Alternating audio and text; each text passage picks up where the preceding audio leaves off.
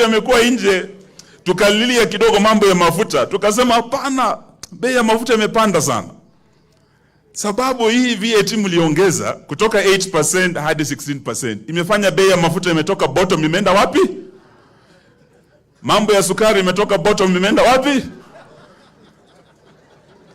Si kweli ama si kweli? Tuseme ukweli tusiseme? Nitoboe nisitoboe? Sirikijini mtu wa kusema ukweli? Wacha tuambiane ukweli bwana.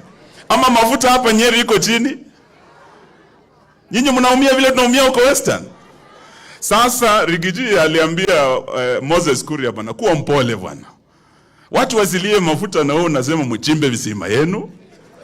Riggy, hapo lazima nikushukuru sana. Because you say the truth. Kenyans are suffering.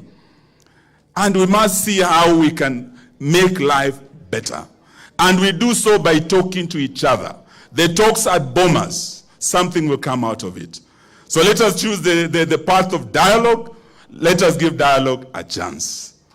Na mwisho nimefurahi sana kumuona vile Riggy ako smart leo. Ujue alisalimiana na Raila juzi.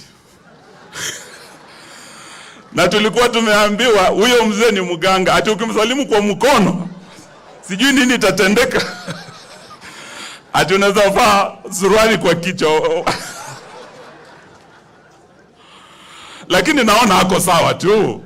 Meaning Raila pia hako sawa. So tuache Railaphobia, let us embrace each other and work together as Kenyans. Na mambo yakiwa sawa, mambo ya mafuta ishuke, mambo ya sukari ishuke, sitima ishuke, sisi tutasema kwa serikali hii ya kwamba Ngai wa Mumbi na Gikuyu amradhime.